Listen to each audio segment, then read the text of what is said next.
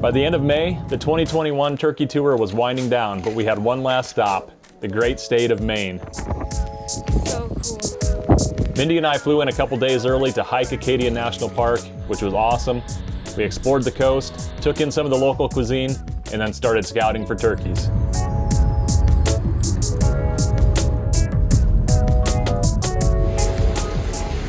Were you need a ride or something? Yeah, nobody else is gonna give me a ride around here. Usually when we're on the turkey tour, we're tent camping or sleeping in the back of our trucks, but on this trip, we rented an Airbnb and had almost the entire THP crew, plus Jake's girlfriend Crystal, Zach's girlfriend Whitney, as well as our friends Scotty Lago, Scott Cronin, and several others. Since the area that we were staying has very little public land, our plan was to scout from the vehicle, make phone calls, and knock on doors to try to get access to private land where we either saw turkeys or felt there should be turkeys based on the habitat. By the end of the first day, we'd got a good feel for the landscape, located some gobblers, and got permission on several good-looking properties. The first morning, Aaron and I went to a farm that he got access to, and surprisingly, despite the calm conditions, didn't hear a single gobble. So we bailed on that spot and then headed to a property that I'd got permission to hunt.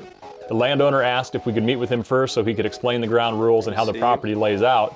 And as we drove down the lane, we could see a flock of turkeys out in the field in a perfect spot to be able to sneak in close. You sure they're not all Jakes? Or a majority of them's Jakes, and there might Majority be one? is Jake's. I saw one with a beard. I like that. All right. We got some turkeys to go after.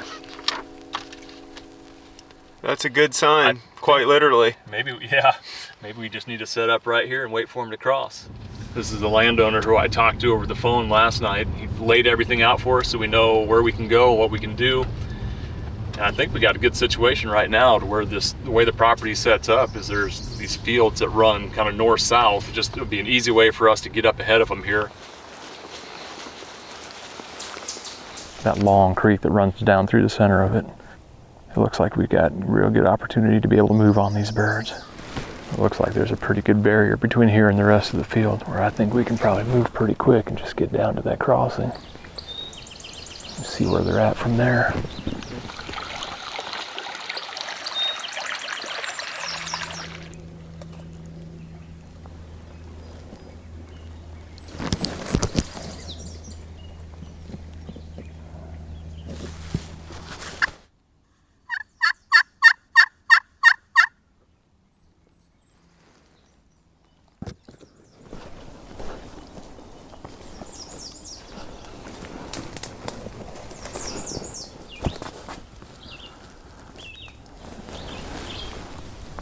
There's turkeys back right there. 70.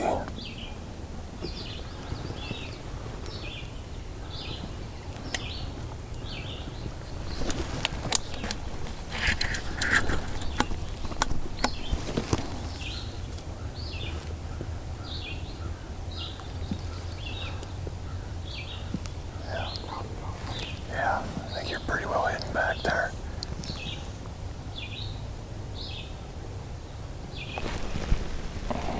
Oh, right here. Right. To the left. Three redheads coming over. 40. 3 male birds. There's a long beard. Yep.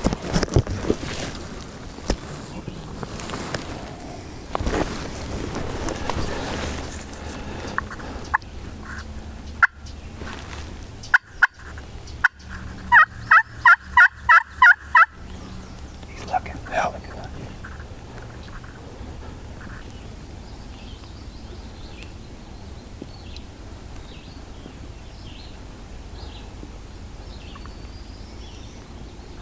Still see him there. One started, looked like his popping strut a little bit. Head's getting redder.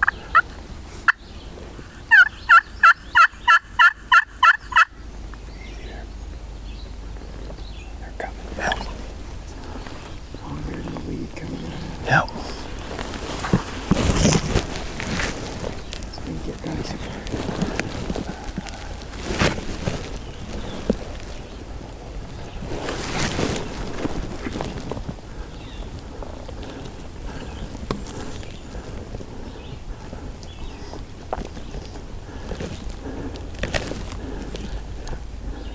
Got him.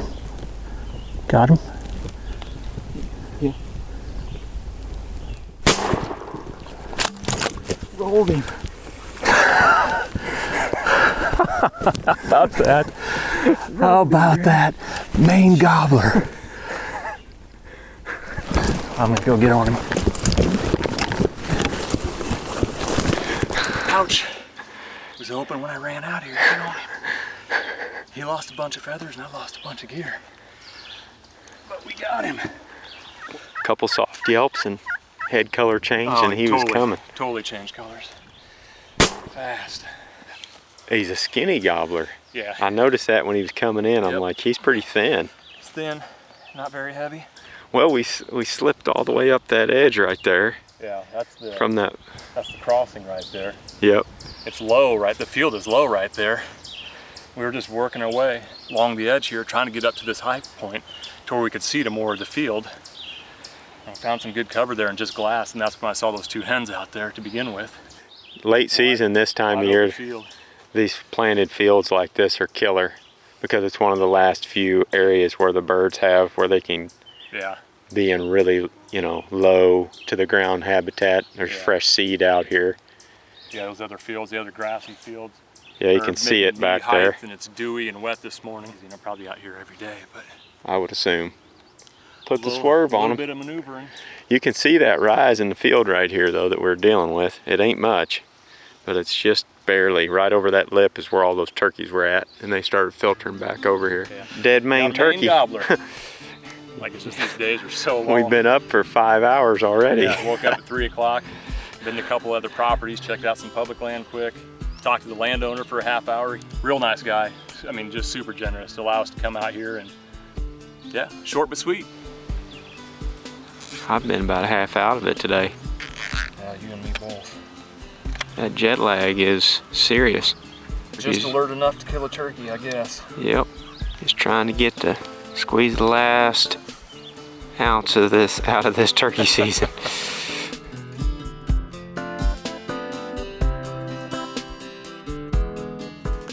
That's a bird in the back of the Nissan right there.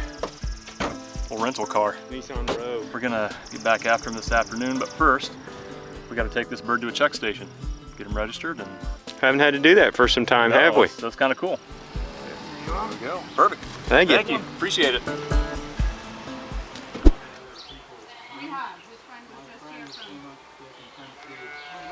Let's get out of their way so they can load these sheep up. Really nice people. It's middle of the afternoon. I'm rejuvenated now, and we just headed out trying to get some more permission. This is unique. We've never dealt with anything like this before, where there's very little public land and gobs of private, but for the most part, the majority of the private land is huntable. As long as you just go and talk to the landowners, they'll let you go. So that's what we're doing. Most of this land's private, but we're looking at Onyx and we're trying to find big private parcels that are up next to rivers or creeks or something like that. It's a good start. Let's go see if we can lock down some more quick. Bingo.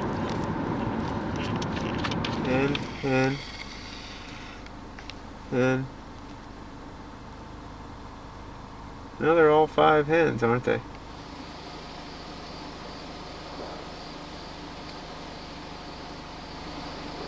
He's got his neck outstretched looking. Mm-hmm. Swinging. That's the man. It's the one. Man, this guy is mad. All right, so here's the situation. Aaron and I just spotted that gobbler from the road. As we were pulling away, we could see somebody step out into the road behind us. This guy was on a phone. He was, looked really upset. He was pointing at us. We pulled down the road a little ways to look at OnX to see exactly who owns the property that this gobbler is on. So we turned back around and pulled in right here at this house who we think owns the property that we saw the turkeys on. And this guy is standing in the driveway. And I don't know if that's his mother. I don't know if he's a landowner or their neighbors or something like that. But this guy is livid. He's got a Sawzall in his hand. He's, just yelling at Aaron. I can catch a few words every now and then, and it's not pleasant. So if this guy's a landowner, there's no way we're getting permission. We'll see how this plays out here. But nothing like getting yelled at by a angry landowner. Here we go. Well, that looked interesting. That was. Whew, that was a stressful situation because Mr. up there was calling the police on us. That guy was mad. He was mad. Well, in some odd roundabout fashion, we've got permission to hunt this turkey that we just saw off the road. We pulled in. There was a gentleman out in the road when we drove by, and he was on his phone looking at us. And I waved at him, and he did not wave back. And we turned around to come back and talk to him. And when I pulled in, he was talking to this older lady. Turns out the older lady that he was talking to is the owner of this property with the turkey on it, which was a good thing. But he was not happy with us. He's definitely got something against hunters, and he was really worked up about it.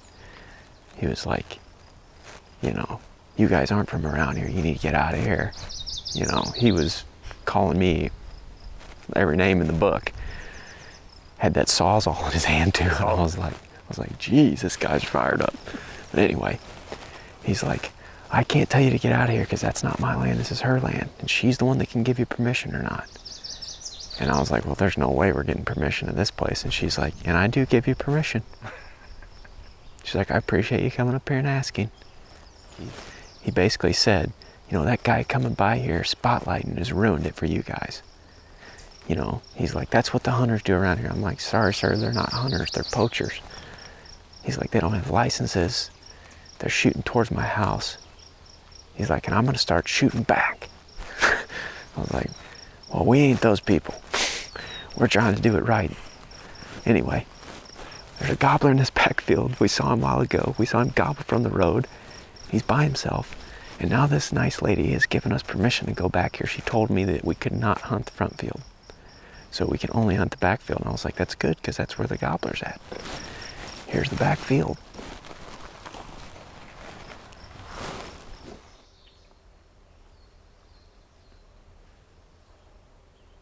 Really know what we ought to do. It's not going to be ideal going through this and trying to get out in that field. I mean, if he's in that field or in them woods, he's going to hear it, you would think.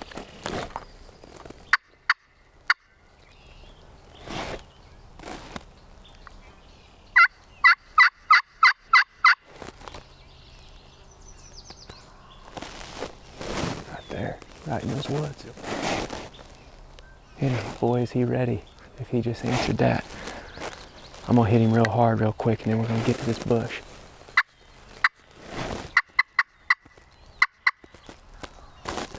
Yep, he's hammering in there. Let's get up that bush, and surely he'll come back to this field.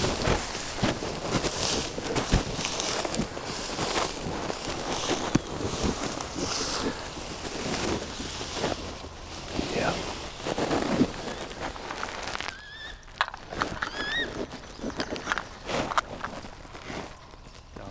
He's getting closer already too. But if I can put my mouth call in and point it up that road, I think we can.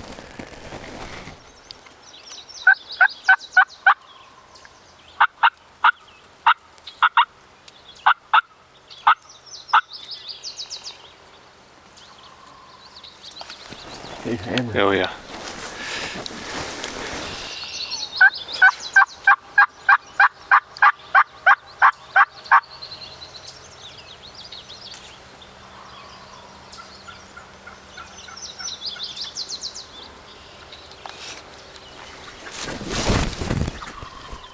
He's in the field now. Yeah.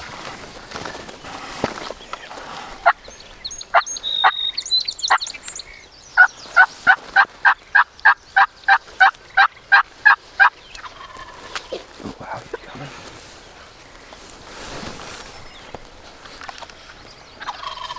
Oh crap, he's coming fast.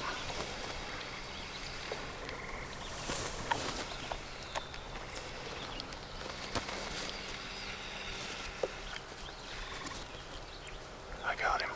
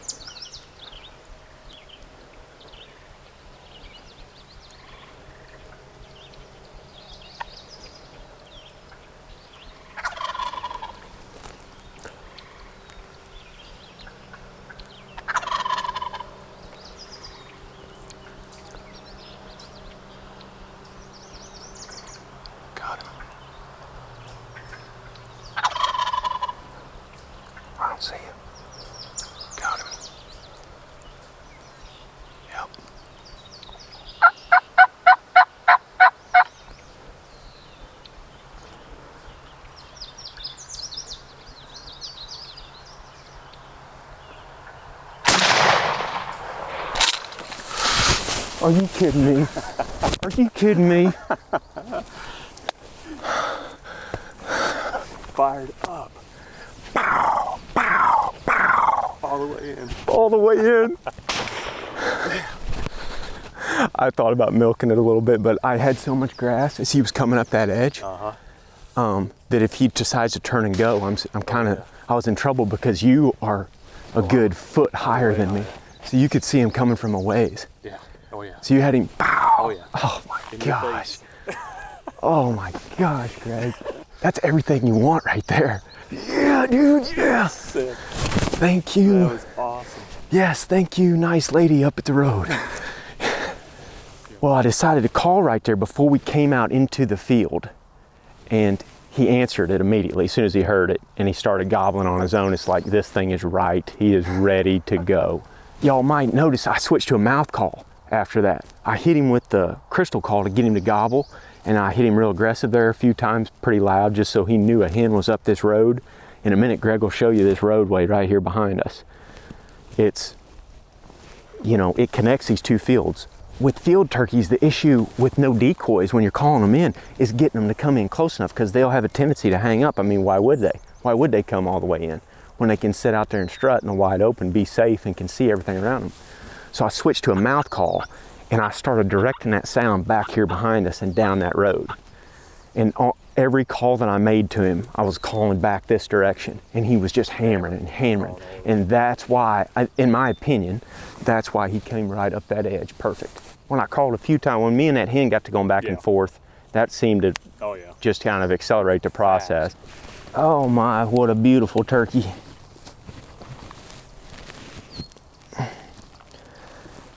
You had him for a long time. I can see your camera tripod back there. I mean, you had to have been able to see him from 75 yards almost. If you get one to play this time of year, trying to scoop the last willing hen of the spring, golly, he's perfect, isn't he? Yeah, not a feather out of place. He's perfect. When you turn around and look back at where we were set up, this 2-track runs and turns and goes right up that hill towards where we're parked at. That's where we were doing all the calling, was back behind that bush, and I was projecting that call back up that road. So that's what he was, you know, and then we had those other hens over here that were going in this other field, but they're working this way. Just perfect scenario right there. I'm always trying to put a turkey at a spot when I'm calling one in.